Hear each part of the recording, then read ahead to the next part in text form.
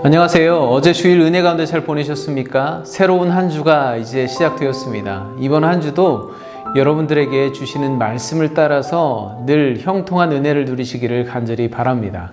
오늘 2월 8일 월요일 한 절 한 끼 본문은 마태복음 11장 20절부터 30절까지의 말씀인데요. 오늘 본문을 보면 예수님께서 당신이 가장 많은 권능을 행하셨던 도시들을 향해서 그들이 회개하지 아니함을 보고 책망하시는 내용이 기록되어 있습니다. 오늘은 그 내용을 중심으로 함께 은혜를 나눠보고자 하는데요. 예수님께서는 갈릴리 지방을 중심으로 많은 사역들을 행하셨죠. 특별히 가버나움은 예수님의 본동네라 불리울 정도로 그곳을 사역의 거점 도시로 삼으시고 많은 이적과 말씀을 전하셨습니다. 마태복음에 기록된 일들만 보더라도 백부장 하인을 고치고 또 베드로의 장모를 고치고 귀신 들린 자, 중풍병자, 혈루증 앓는 여인, 회당장 야이로의 딸, 두 맹인, 말 못하는 자 등등, 또 오늘 등장하는 고라신과 벳세다까지 한다면 헤아릴 수 없을 정도로 많은 이적들을 행하셨습니다. 그러나 그들은 예수님의 가르침을 받아들이지도 않고 회개하지도 않고 도리어 냉담하게 예수님을 거부했습니다. 주님은 처음부터 회개하라 천국이 가까이 왔느니라 그렇게 선포하시면서 사역을 시작하셨죠. 그러나 그들은 주님으로부터 행해지는 많은 일들을 목격하였지만 정작 회개하는 데까지 나아가지는 못했던 것입니다. 여러분, 구원에 이르는 복음 메시지는 조건 없이 모든 이들이 보고 들을 수 있습니다. 그러나 그렇다고 해서 그들에게 구원이 임하고 천국이 반드시 임하는 것은 아닙니다. 그러기 위해서는 반드시 조건이 필요한데 그것이 회개하는 것입니다. 그러나 대다수의 사람들은 예수님의 사역을 그저 호기심 어린 눈으로 지켜보고 몰려다니며 구경만 할 뿐 예수님을 메시아로 받아들이고 회개하지 않았습니다. 그리고 주님은 그것이 그들의 교만 때문이라고 지적하고 계십니다. 주님의 마음을 상상해 본다면 얼마나 마음이 아프고 서운하셨을까요? 만약에 저였다면 지난날의 수고와 헌신을 생각해 보면서 너무나 허망하고 허탄해서 가슴을 치며 탄식했을 것입니다. 그런데 이어지는 말씀을 보면 돌연 주님께서는 하나님께 감사의 기도를 드리는 장면이 이어지고 있습니다. 25절 말씀을 보겠습니다. 그때 예수께서 대답하여 이르시되 천지의 주제이신 아버지여, 이것을 지혜롭고 슬기 있는 자들에게는 숨기시고 어린 아이들에게는 나타내심을 감사하나이다. 아멘. 여러분, 이때는 예수님께서 이 갈릴리 지방에서 사역을 하신 지 적어도 1년 정도는 지났을 때였을 것입니다. 그러나 대부분의 사람들은 예수님의 가르침을 들으려고 하지 않고 오히려 주님을 배척했습니다. 우리가 보기에는 예수님의 사역이 얼마나 비효율적인 결과를 낳았는지 쉽게 생각하면은 예수님의 사역은 실패한 것과 다름이 없습니다. 그런데 주님은 하나님께 감사의 기도를 드리고 있는 것이죠. 그 이유가 26절에 나와 있는데요. 옳소이다. 이렇게 된 것이 아버지의 뜻이니이다. 이 모든 것이 하나님 아버지의 뜻이라는 것입니다. 하나님께서 그 기쁘신 뜻을 따라서 천국의 비밀을 지혜롭고 똑똑한 자들에게는 감추시고 어린아이들처럼 겸손한 자들에게는 나타내셨기 때문이라는 것이죠. 천국은 그렇게 교만한 자들에게는 닫히고 또 겸손한 자들에게는 활짝 열려서 드러나게 되는 것입니다. 그것이 하나님 아버지의 뜻이라는 것이죠.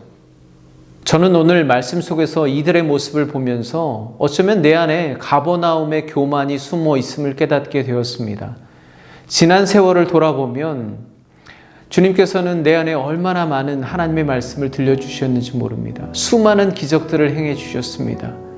오늘 이렇게 예수 믿는 자로 사는 것, 목사로 사는 것 자체가 제게는 얼마나 놀라운 하나님의 기적인지 모릅니다. 마치 주께서 가버나움을 당신의 사역의 본거지로 삼으셨던 것처럼 예수님께서는 제 마음, 제 삶을 당신 사역의 본거지로 삼으시고 많은 말씀과 또 많은 일들을 행해 주셨습니다. 신기하고 놀라운 일들을 많이 경험했습니다. 그리고 지금도 주님의 은혜는 여전히 마르지 않고 제 안에 부어지고 있습니다.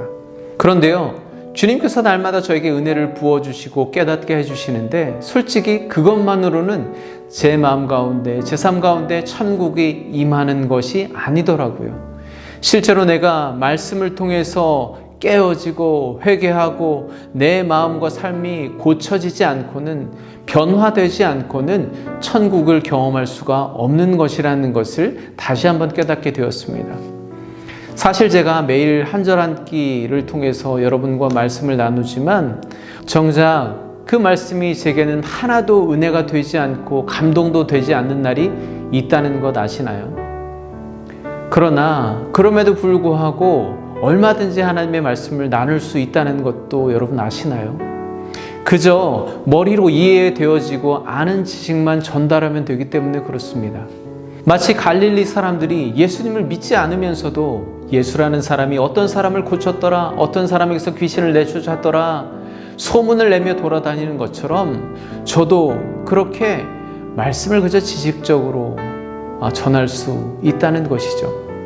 그런데요, 참 신기하게도 그렇게 아무런 은혜와 감동 없이 그저 지식적으로 말씀을 전했을 뿐인데 그날은 어김없이 어떤 한 분이 목사님을 통해서 오늘도 하나님의 은혜를 깨닫게 하시고 위로해 주셔서 감사합니다 라는 문자, 메시지를 주신다는 것이죠.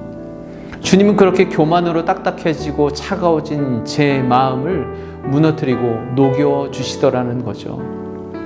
그러면서 제가 깨달은 것이 하나 있습니다. 하나님의 말씀은 결코 실패하지 않는다는 것입니다.